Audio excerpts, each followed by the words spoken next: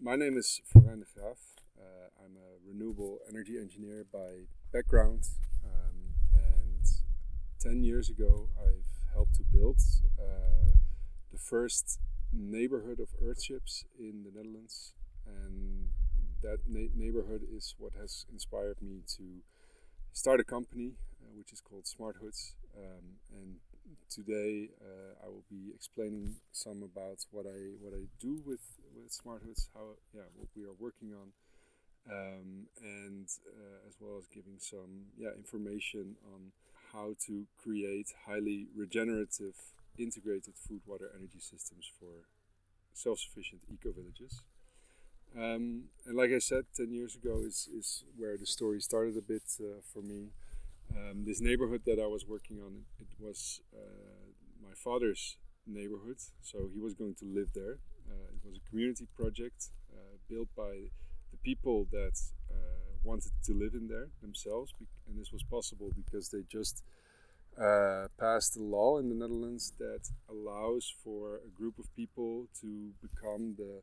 project developer and the architect of their own project, because before this wasn't allowed. And so this group of people, they came together to collectively build a neighborhood completely from either natural, locally sourced or recycled materials.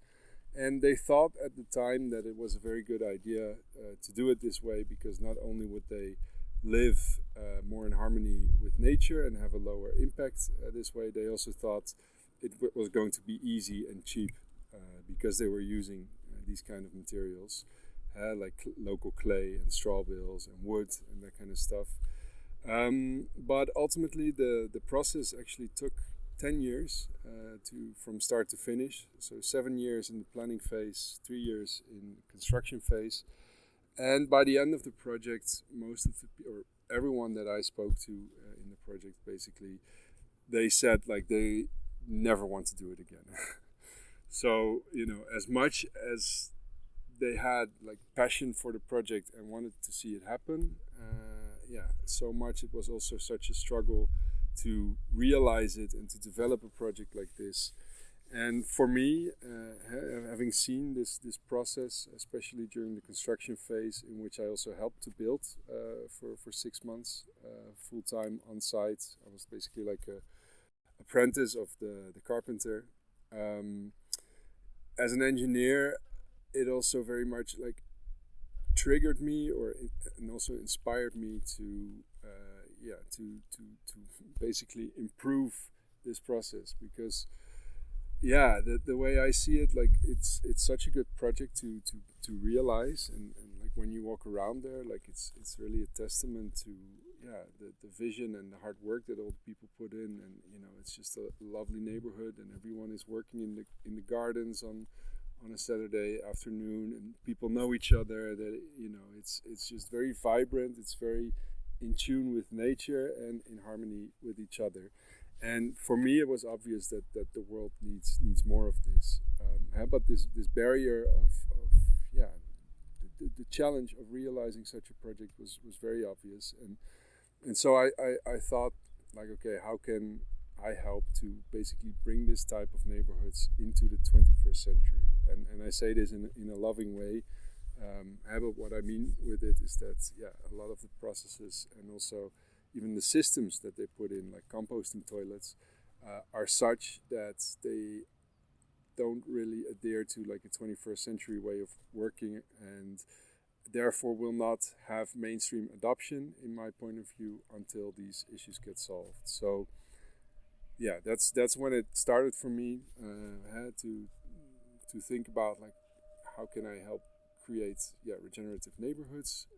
and apply my engineering skills for it. And then after my graduation, I decided to work for a company called Spectral, which is a startup in smart grid systems. But the reason I started to work for them is because they were also involved with a couple of self-sufficient neighborhood and community projects in Amsterdam. And basically, they were a group of, I would call them tech hippies, that were based on like ideals and being purpose driven. They wanted to start or build a business around basically utility systems for neighborhoods. They were only 3 people at the time, and they couldn't pay me,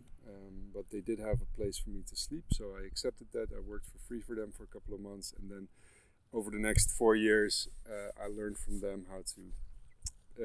first of all, start a business, because I was still very fresh out of university,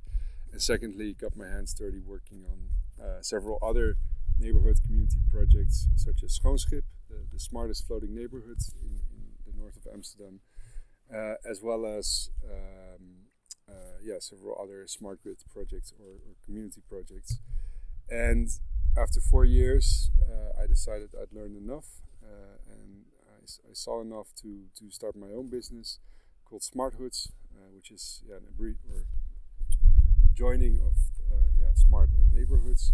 with the mission of realizing highly self-sufficient neighborhoods.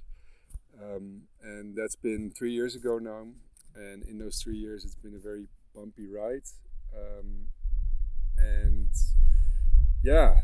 basically I saved up money for 1 year to chase this dream, but after a year I was pretty much broke, and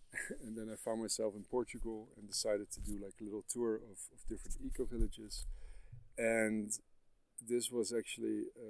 a great move, because in doing so, like, I could apply myself in these eco-villages, learn from them, not only from the systems, but also more on the social aspects of community governance and things like that.